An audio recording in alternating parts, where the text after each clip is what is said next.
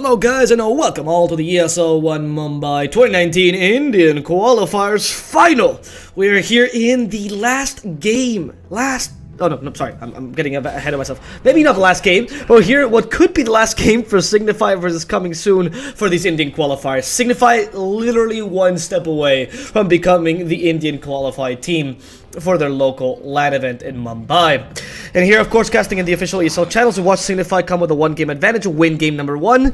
And remember to follow us on Twitch, like us on Facebook, subscribe on YouTube.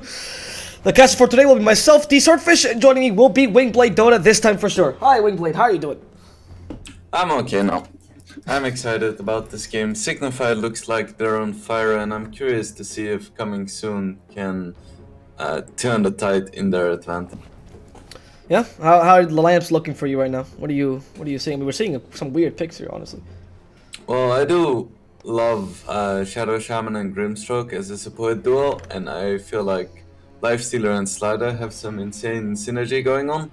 However, Bounty Hunter is one of the best heroes against Lifestealer, especially in lane, because he has high physical damage, high armor, and not that much HP. On top of that, he can just keep stealing stats from Lifestealer.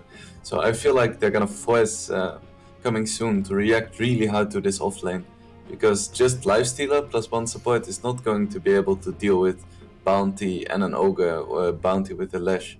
So it's already looking quite good for Signify, even if I do love coming soon's lineup so far. Yeah, it is a really good. The Lifestealer starter lineup is a classic, right? Ever since forever. I think. Yeah. I can't even remember when they first actually created this combo, but it's really effective. It's as effective as a Puck Slaughter, except you have the Puck Lifestealer, but you have the amplified damage, which really helps out Lifestealer. What do you think of this Ogre pick, though? We haven't seen Ogre in like quite a while. Last time I remember, he was played offlane with the Fire Blast build, actually. I don't mind it that much, because it looks like Signify just wants to have some really strong lane presence. And Ogre is just one of those tanky heroes that doesn't really care about Shadow Shaman harass or like Grimstroke kill potential, because he just has too much armor and HP. He's gonna survive regardless. So you can either just counter stuff, or you can be too tanky to give a hoot. Well, that's a good analysis. But it's interesting though that you say they're going for strong lanes, but again they pick up the PA. I mean, this is what we've been seeing for pretty much all the games in this qualifier. They just have this plan going, and then they pick one uncharacteristic hero. And sometimes it works out, and sometimes, especially with anti-mage picks, it doesn't. We saw PA just an anti-mage pick now. Yeah, I know, that's why I'm saying it. Oh, okay. But PA is overall just a good hero against Slider and these squishy supports. So even if it's not great in lane, it is gonna be great in the mid game, as long as he gets a decent lane, which should be doable since they have an Ogre. Doesn't do badly with the Bloodlust either. The extra attack speed is well used. And looking for a mid laner, what would you pick up here, Mr. Wingblade? It could be a mid Lash too. Oh, it could be a mid Lash. Pretty decent here. I just want to watch Mr. Crownly Lash, if I'm honest with you. So that's true. He's been my favorite this tournament so far. What would you like to? I mean, look at this last Pango ban. We saw a really good Puck last time for Signify.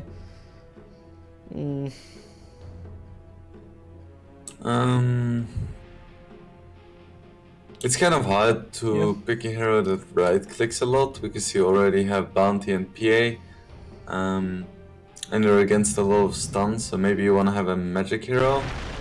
Okay. And that's a pretty good magic hero.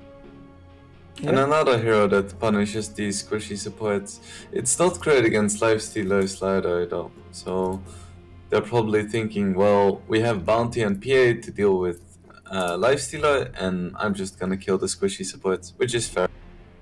It could be a tiny support too though. It could still be the Lash track, which I also would kind of like. I feel like Signify can change it up depending on what coming soon picks from it. That's very true. It's hard to find a hero that counters both Leshrac and Tiny, especially with Viper out of the pool, which is the hero, right? I mean, there's not very many heroes that get a really good matchup against Tiny. You could go for the Monkey King, for example. because obviously he counters any melee heroes. Monkey is one of the better ones, but Monkey King kind of sucks against Lash, so very smart from Signify. Exactly. Well, I would just suggest here for coming soon. Maybe ignore the lane completely, go for the tanky hero as well. I mean, last patch I would have said that Kunkka is kind of strong, but it's hard for me to place how strong that hero is now, because a lot of his lane presence came down to his insane deny potential, and now that that's gone, like, I'm not sure how much that's gonna matter, because I mean, it was one of his biggest strengths, and it was, are we gonna see like some new strategies come out with maybe maxing torrent or anything? Like, it's so hard to say right now, but I don't think you should start experimenting on the first day of the patch. So we're probably not gonna see a Kunkka coming out here.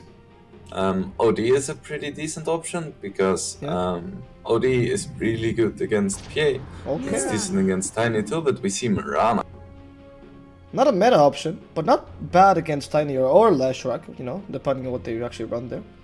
I don't think it's too great against Tiny though, because they're actually you're just gonna get all of your creeps denied. It's a pretty clever. They're running Mirana carry and running Lifestealer mid, which beats the Tiny. Ah, yeah. That's good. That's a pretty good option. You don't want to lane Lifestealer up against Bounty Hunter. And you don't want Mirana against Tiny, so this is a very nice option. And Mirana gets back. I'm interested to see if Signify is gonna go for the Lash mid now. And we are. They are? Interesting. It's a Crowley Tiny. It's definitely better to run Lashrak mid against Lifestealer than Tiny. It's not the hardest lane though for the Lifestealer. Like, besides the bulk edict, you can play around it to some degree. You have a lot of sustain. Yeah, Lifestealer is gonna be able to farm, but so is the Lash. Level 5 though, when Lashrak gets level 5, if one of the support rotates, for example, you have some chances for the kill, especially with a Tiny, but we'll see. I feel like it's gonna be very difficult to kill either of these heroes. Lash is killable if they rotate Shadow Shaman or Grim. But that uses smoke, because Lash is quite fast. They need to smoke, and Lash is so fast that it's a really difficult thing to do. So I don't expect a lot of action coming out in the mid lane. I feel like the heroes that are gonna make stuff happen are the Tiny as well as coming soon support duo, because they have a lot of killing power in this game.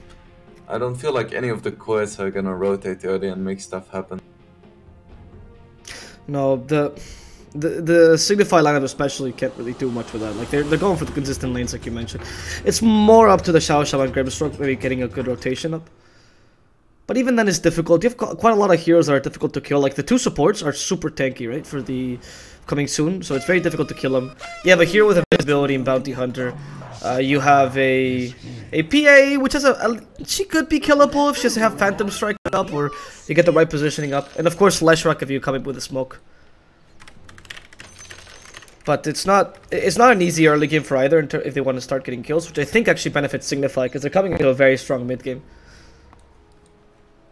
I really like Coming Soon's lineup though overall, now that they made these lane changes. Yeah. I'd actually say that I prefer Coming Soon's lineup. However, I do feel like after that last game, Signify is kind of on fire. So they have some momentum going on play-wise. I like this Coming Soon draft a lot. Yeah. I find that honestly I'd picked a carry better than PA. I know they're very comfortable with this hero, but last game, for example, we saw Slark for Signify, and I think it fit their lineup a bit better. It's one of those heroes that can actually take advantage of the snowball a bit better, even though his laning is and it worked really nicely for them. I'm not the biggest fan of this PA, so I do agree that Coming Soon is a slightly better lineup, but I will go, or just a general better lineup. But I'm going to go for Signify due to the execution as well.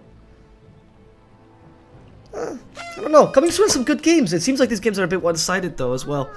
Like, Coming Soon did beat Signify as well in one game of the best of 3. True. That went well, We'll see. I haven't seen Divine Mirana either in a while, so... Or never. We've seen a lot of Anti-Mage Divine, but this is the first time they pick up a Mirana carry. I feel like this PA, if she gets a good start, she has the potential to take over this game. Because there is not that much magic damage, but I feel like if she can get like 2 items up, she's gonna be unstoppable. What do you think is the build? Do you think it's a Battle Fury build game, or can you go for like a BKB does later, or something of the sort? I feel like she's gonna go for a Battle Fury. Because she's gonna be the one that kind of has to do all of the late game carrying. Oh, wait, Fly We Solo can the see torso. Fly Solo going down here. Yeah, he has the Inkswell though. Will stun at Negi. This could be a problem. Negi's still falling after. Nice Slithering Crush up to 2. They slow down the Slaughter now, but they're dividing their efforts. Fireblast still available. And unfortunately, even though they do grab the Bounty Runes, they don't get that kill. And the bottom lane could be in trouble. Yeah, Bounty Hunter. Oh, he finds a secret passage. Zap can't find him. Slight nerf, by the way, we didn't mention this, but the slight nerf to Shackles does make his level 1 Shadow Shaman a bit weaker. 16-second cooldown. He went for the Arrow Shock level 1 though, so they couldn't go for some arrow play. It might become a more common build. Before, level 1 Shackles was very common, especially if you had a bit of killing potential. Ether Shock though offers a better harassment, and you can't spam Shackles as you used to, so... I feel like you always take Arrow Shock if you don't think you have kill potential. Zap could be in trouble here though, there is a lot of damage. Well, he's fine though. It's a good toss by Crownly, but no chance playing Bounty Hunter. Doesn't have that much damage to follow up here. He's only really a Janata and that's it. In the top lane as well, we're seeing an interesting matchup between the two fatties here, Slaughter and Ogre Magi. They used to be the two position 4s by excellence a while ago because they were just so tanky. It's interesting to watch them again. Surprise. Over the course of this qualifiers, I've really grown to love Crowley. Like his playstyle just reminds me of EE, so I propose that we start calling him Crowl EE. Yeah, what do you think? We call him Crowley, not Crowley. Like it's all part of the plan here. So it's all to create a story for this player. He's playing really well though. I like that he has like the mechanical skill to back up his crazy plays, right? Yep. And players like him are good for the Dota scene because they're always entertaining. That's very true. They make qualifier matches, let's call them, more entertaining even if you don't know the teams. It's exciting. I think in general Signify has shown a pretty good level of Dota though, these qualifiers. I'm quite happy with the performance. They actually looked the sloppiest in the first series they played. Yep. And they came to their own, right, as the games progressed. Yep. They were like, oh, maybe we actually have to focus and take this seriously.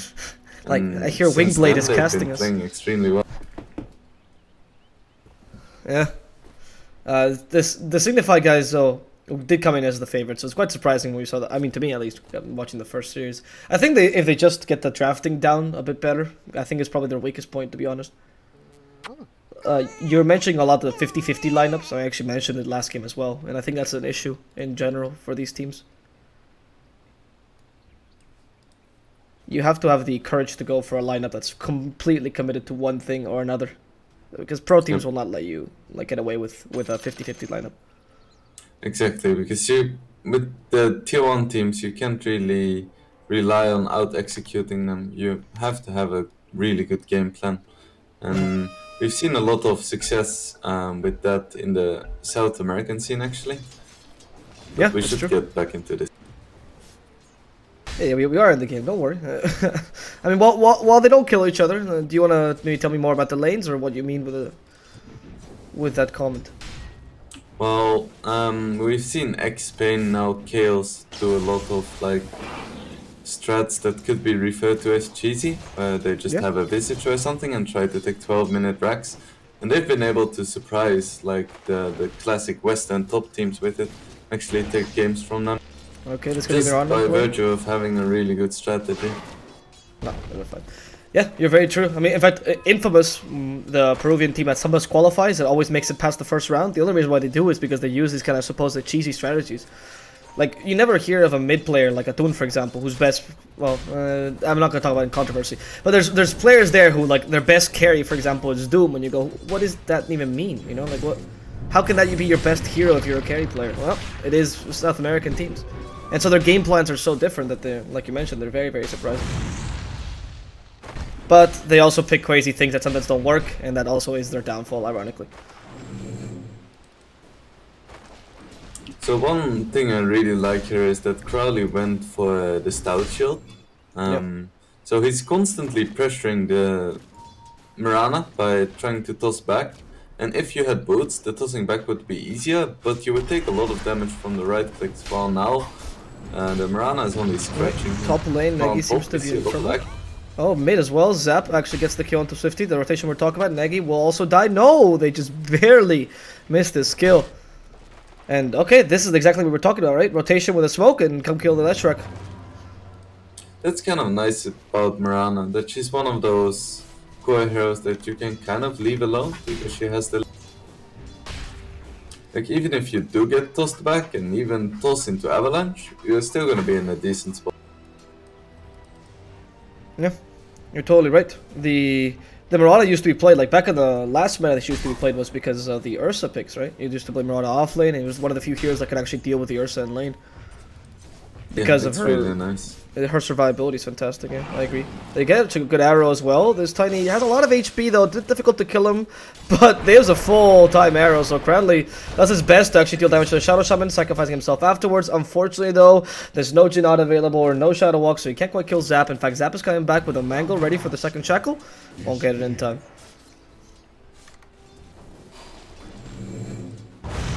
He kind of messed up with the toss. He tried to toss Shadow Shaman, but didn't quite manage to do so. I don't think it would have killed Shadow Shaman though, so it's no real big difference. No. They just don't have kill potential as the current bounty hunter in lane, especially with the build. Like, you don't go for the value point of Shuriken, you go for the Shadow Walk instead, so... you don't, we do see a DD on Lash, which is gonna help him get back into this lane. Yeah. They're both level 5 as well, so Lash has much more options right now. Okay, yeah, you can mention that. DT makes it nice, incredibly easy. Moon can't get close. This is the beauty of a ranged hero. Bottom lane, there seems to be an initiation as well with this pause comes up. Zap and Divine the targets. They did get an arrow off, but it doesn't seem like a long range arrow. Cranley is coming here as well with the Avalanche toss. Well, tell me, like, what the horse? What do you think is gonna happen? I don't think a lot is gonna happen. If Shadow Shaman is out of mana, there is no stuns left, there is no mana for his Stone plus Leap. They're not gonna be able to kill the Shadow Shaman because he's kind of tanky and they don't have enough. So I feel like after this pause, both teams are gonna hit maybe 2 more times and then run away from each other, start farming again. Oh. It's very, very precise. Okay, I'm gonna count the hits and see if it's specifically 2 hits, then you can just retire and you become the professional predictor. You can actually literally become Oracle player. Seems good. Yeah. Oh, okay. That was I was about to comment on this, but boom, that is super unfortunate. This has happened a couple times already. Yeah, like, it's strange that it's happening.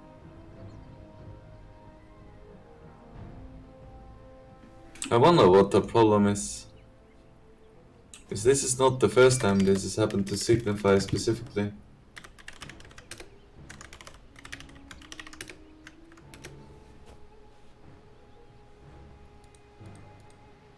They've been having internet problems, that's why the whole game got delayed, right? So it's probably why, honestly. It's just unfortunate. I think they're playing full Indian team. It seems like they are in a game house with this kind of thing all at once, right? So, yeah, nothing really can be done. It's just, as someone who's cast out a lot of Peruvian teams, I'm very familiar with these problems. It's the same thing in the South American scene.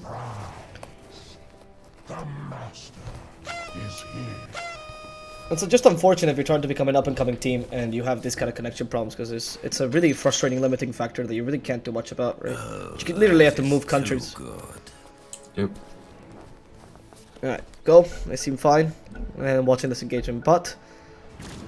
Oh, 1 hit. They toss the bounty hunter, Zap. They have the avalanche already. Fair amount of damage, but Zap is quite tanky. The body block comes in, and with a shuriken, they do get the kill. Well, GG, you're retiring. I'm sorry, Wingblade. Not in a good way. I didn't expect the Shadow Shaman to walk like that. I expected him to just walk straight down. Yeah, the creeps were blocking the way, so I'm assuming that he couldn't go through here, so he had to go through here, and he decided to go away instead. It was a bit of a mistake. He could have used the tower's protection. I will say though, Crowley's body block there was really useful and unexpected to some degree. He does rotate mid down, getting a kill on Swifty. I love how Bounty just bought a bottle right now, so he got 3 full bottles out of it because of the Bounty run.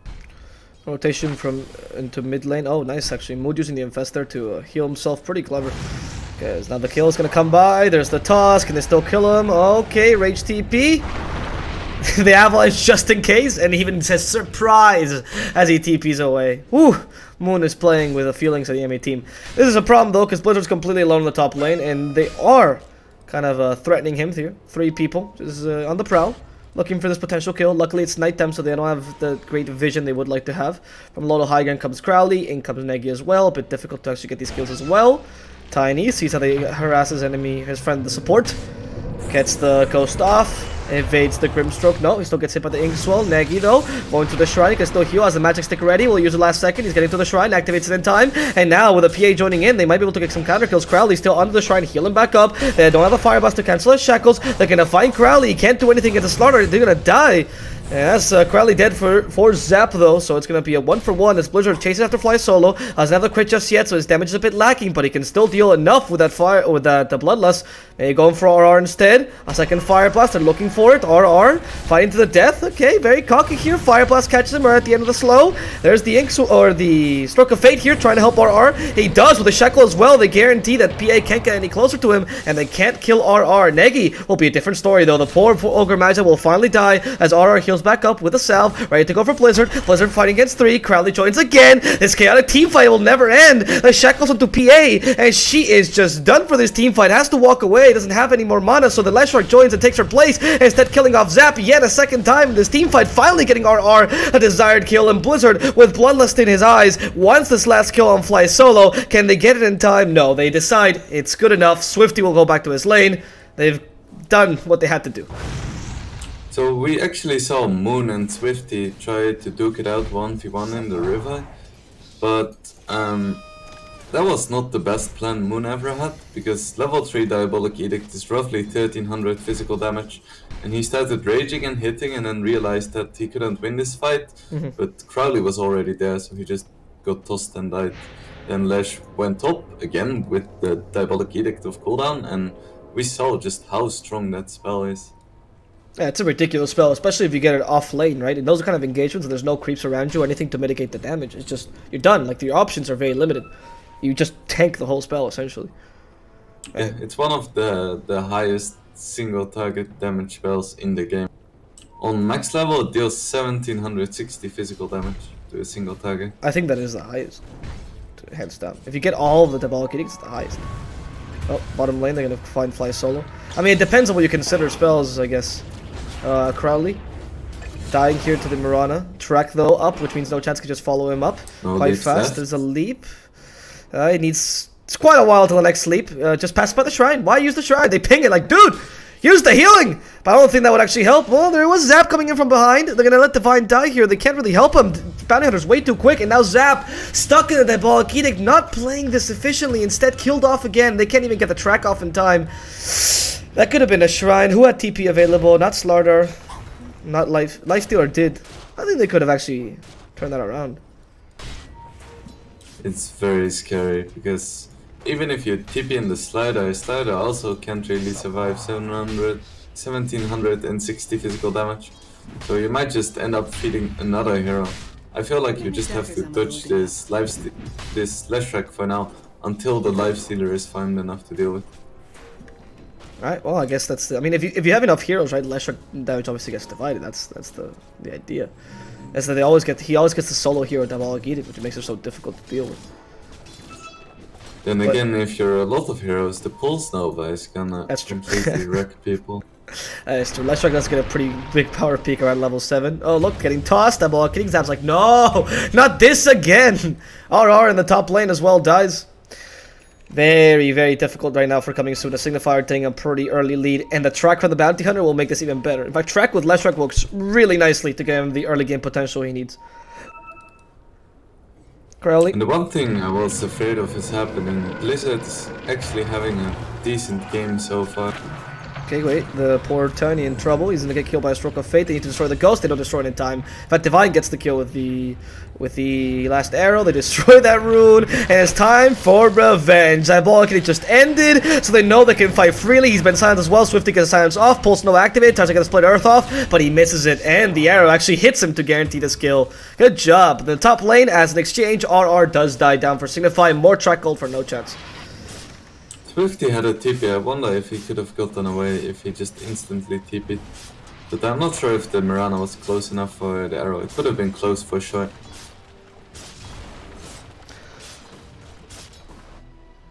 Looks like no chance going for the slap. Only one lead. Okay, this is pretty scary. Divine gets away. Avalanche very well placed actually, Crowley. Now toss the controller. Good job. No chance was to go further. Crowley's like, okay, I guess we'll go. It's like one of those movies where you get handcuffed to your worst enemy, and oh, you got him. Good job. They're working together. They're learning their lesson in the movie. They shackle under tower range. Very unfortunate because he can't cancel that. Crowley will unfortunately die, but he did his job there, so he's more than happy to die for this. Look at Bounty Hunter's network. It's absurd.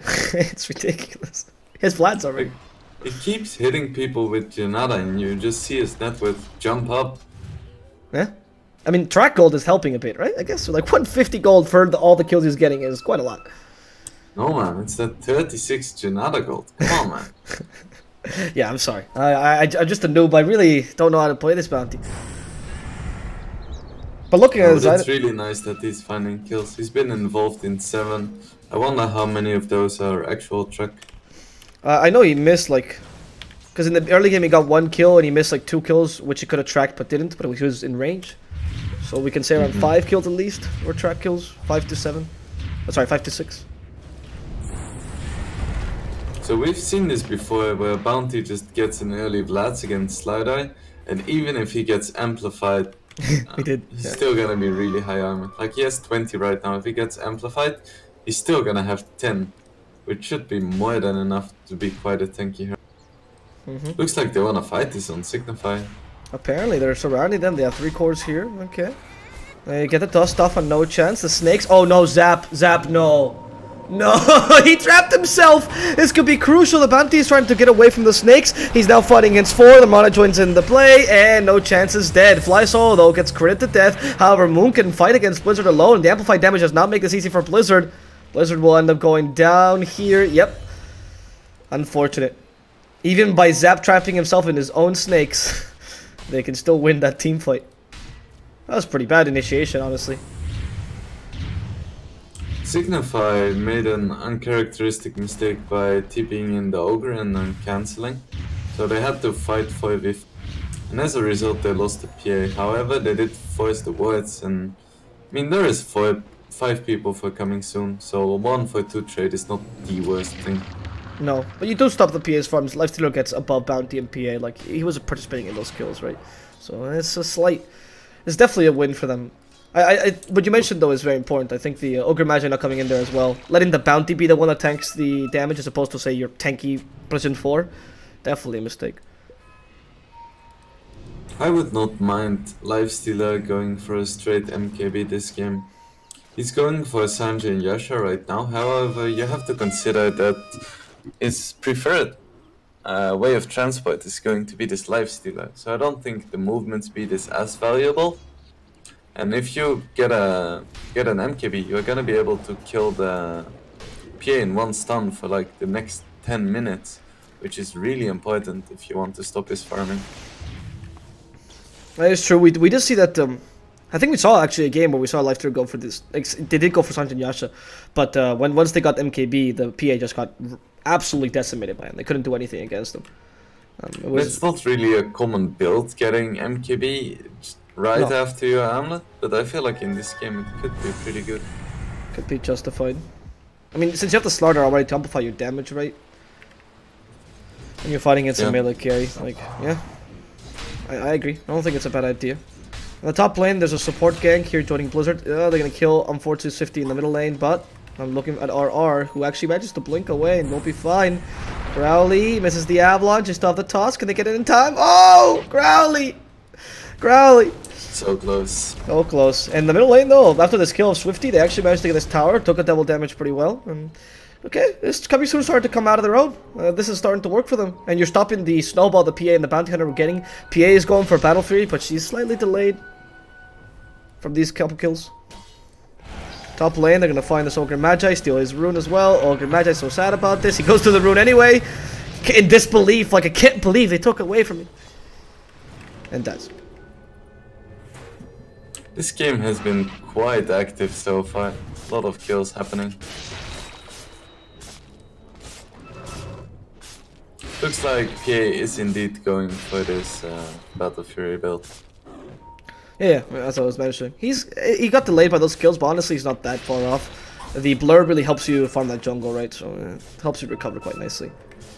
Should be able to get it 17 or maybe 18 minutes, which is fair enough for this. Yeah, especially with the Wraith Band and Treads already grabbed. So, okay, we're gonna see the PA tailing up the shrine. Is that enough? I don't think so. They don't get the split earth off in time. Really nice double silence. In comes the Grimstroke with the Inkswell. RR fighting to the death. His bashes are actually saving his life for now. Crowley will die though. RR sacrificing himself for this kill. Moon now fighting versus 3. Mirana comes to join in. Moon gets stunned out. That's not what he was expecting. Swiftly still against Divine. He gets killed off by a Grimstroke. But no chance, ready here to fight Divine in the last 1v1. It's just been one falling after another as Signify finally manages to finish off this team wipe, like double team wipe. It was very, very close. Weird engagement. I don't really know what to say. Okay, so Bounty Hunter got 1700 gold from that fight. That's probably not what you want to see for coming soon. You're like, oh yes, we killed the PA. But then you see this bounty and you're like, I'm not sure how good this was. Yeah, exactly. I mean, the threat just makes these kind of even engagements really uneven, right? Because it just benefits bounty, even to some degree benefits the enemy team. Like, if you look at the net worth changes, the life steal is still up there, but in this team fight, PA and Leshrac both win gold, even though they didn't get that many kills out of them. Because track. I mean, it's level 2 track, it's quite a lot. And it doesn't even delay the Battle Fury that much. If she gets one more creep wave, she's gonna have... Yep. No chance. We'll find Zap here perhaps. They just drop a ward, so they just saw Swifty. No way they can kill Swifty easily. But there are 3 heroes here, so they do actually overstep their welcome. They might be able to get killed.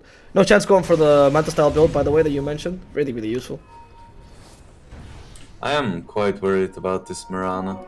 Mirana is not a hero that does well against either Lesh or PA if she doesn't have a lot of farm, and right now she is 2000 gold behind and she has no way to catch back up. That's the scariest part. She doesn't really build farming items, and even with a Maelstrom she's not gonna outfarm anyone.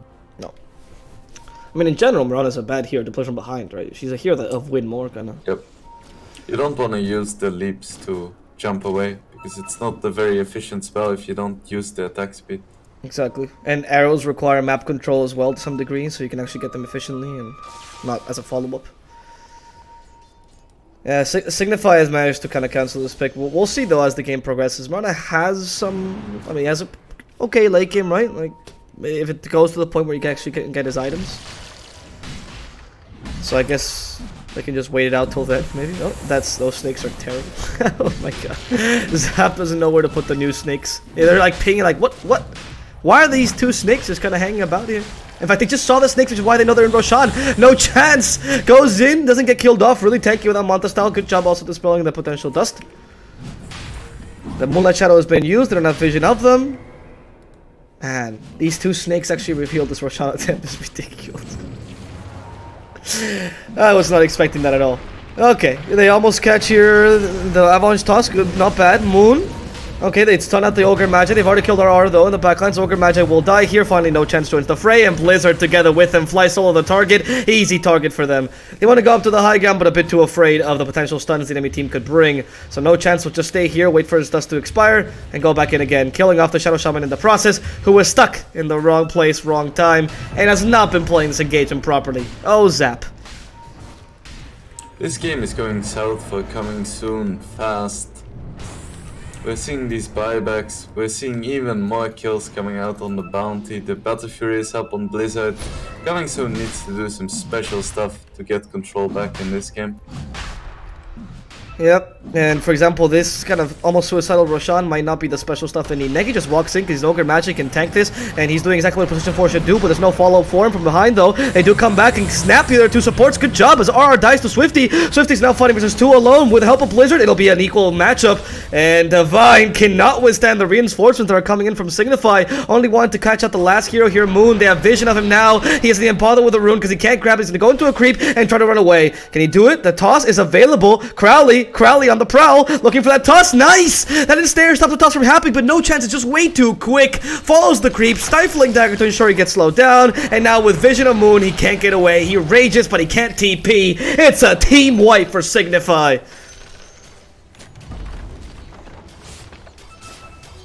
This is where you chuckle and say, I'm in trouble.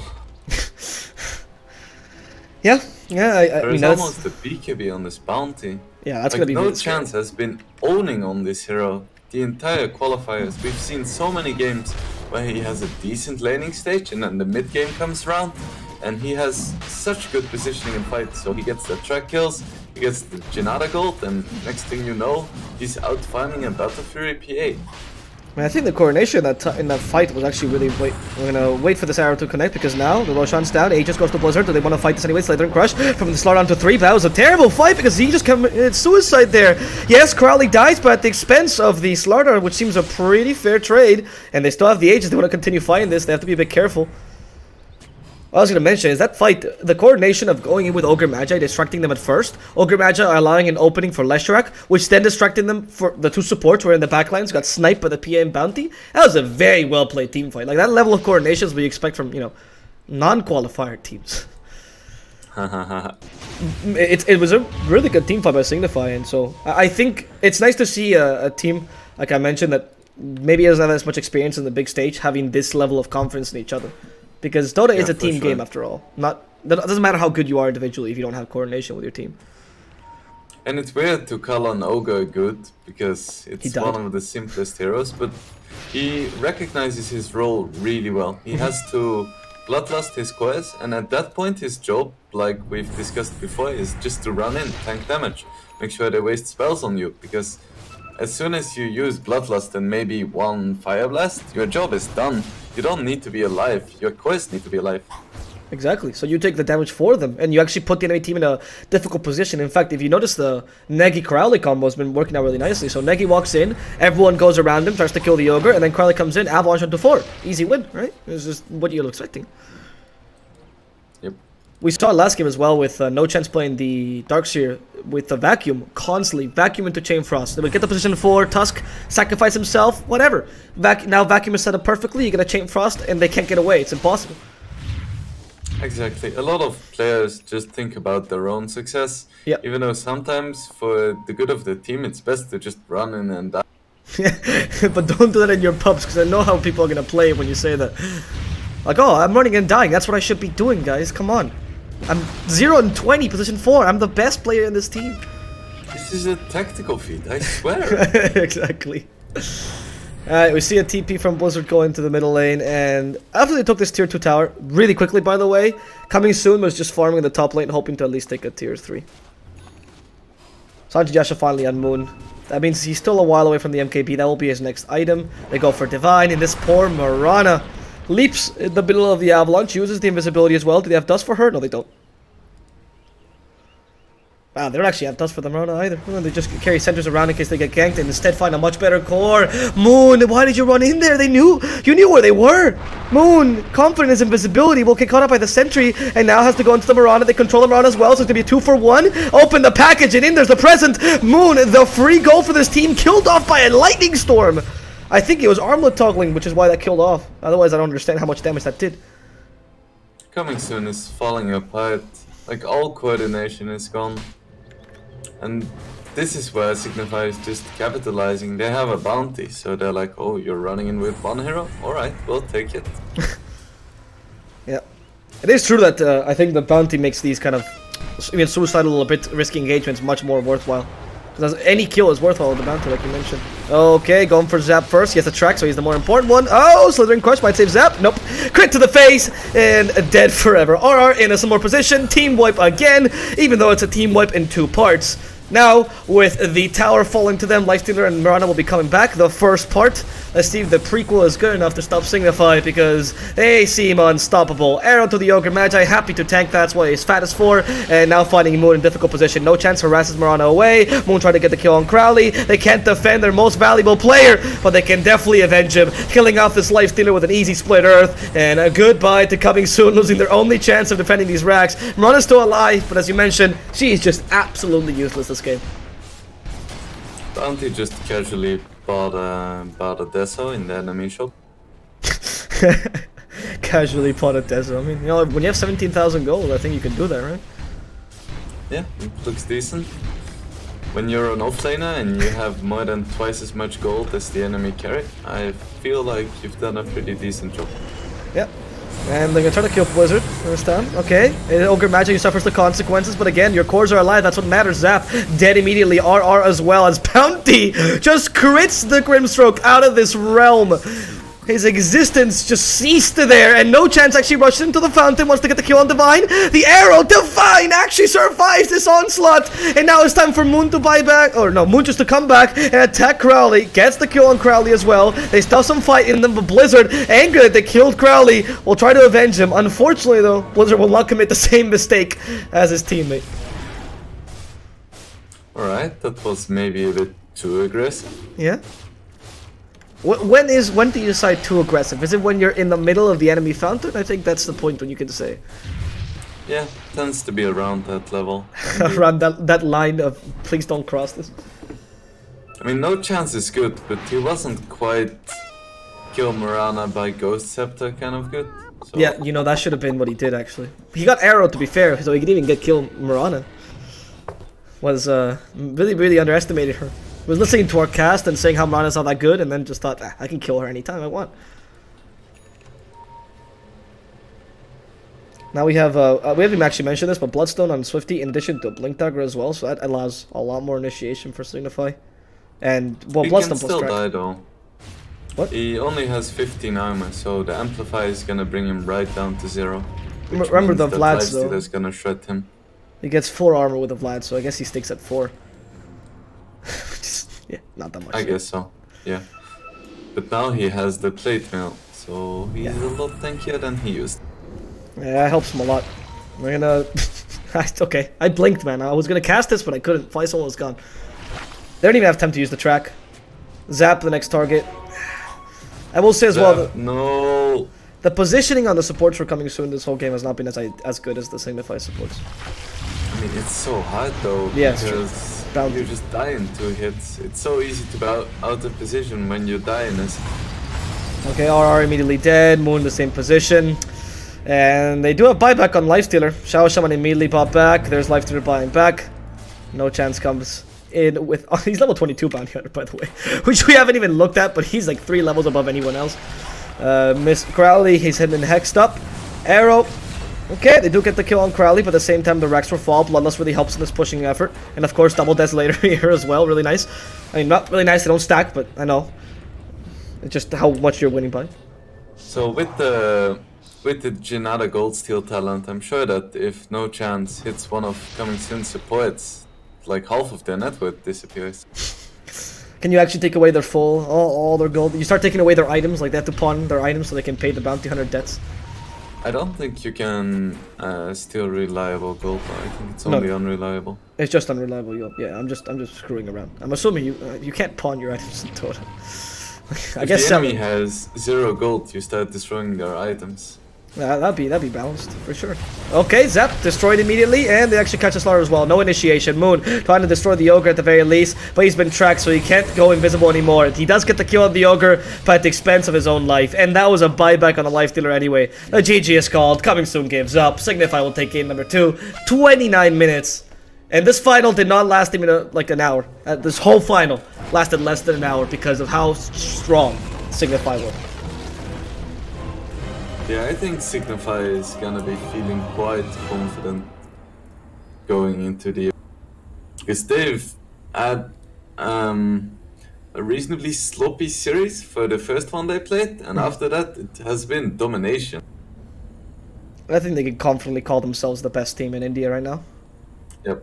They are just on a different level right now.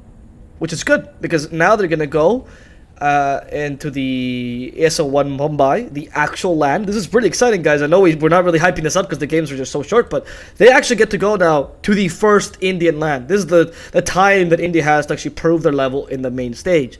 And yes, I know many people say they're not at the level of the best teams in the world, but it's not that matters, really. When you're going to your first LAN, it's the experience, the idea of getting to play on the stage, the hope that be able to tell your parents, Mom, I'm going to Mumbai and I'm going to play Dota, for money. And of course, the scrims you get there. The ability to play against the best of the best and scrims constantly is huge for the team. It helps a lot with the development of the scene. Watching these teams go to international lands, because it hypes you up, it gives you experience. It's just very good for the scene as a whole. Then Signify comes back to their home region, right? And they keep playing in these qualifiers, they keep playing against Indian teams, but now they come with new strategies. And obviously teams like Coming Soon, LXG and ROG will learn from them as well, which is, the other beautiful part. So, yeah, it's really exciting. Good luck to Signify in the LAN. It's been a pleasure casting these Indian qualifiers for you guys. Before we go, I'll leave you with some words from Wingblade, and I'll sign us off. So, Wingblade, anything you want to say to the people who have been watching us for these past few days? Yeah, thanks everyone for watching. I've really enjoyed casting this Indian Dota. I didn't have a lot of expectations, but they proved to be actually some pretty legit teams out here. So I was really glad to see that. Thank you, Wingblade, for joining us. As always, the Europeans taking part in this Indian Dota. It's nice to mix in the regions here and get some, well, just some perspective of what other regions are growing in the Dota scene. My name's been Swordfish. I've been here with Wingblade Dota. We've been your casters for the past 3 days for these Indian qualifiers. We appreciate, of course, the chance to casting these games. It was a great experience. Anyone that watched this, feel free to follow us on Twitter at Swordfish and at Wingblade Dota. And if you didn't enjoy the cast, and don't follow us. Just send us a message. Tell us why we're here. Well, at least to me. I'm here to improve. We're here to give you the best Dota possible. This is it, though. So we're going to sign off for now. Put one last ad roll. Congratulations to Signify. We'll watch them in the ESL Mumbai LAN. If you did enjoy the stream as a whole, feel free to follow us on Twitch at ESL, like, or on Facebook, or subscribe on YouTube. And we'll see you guys next time with the next ESL qualifiers, or perhaps with the actual LAN. We'll see. Until next time, guys.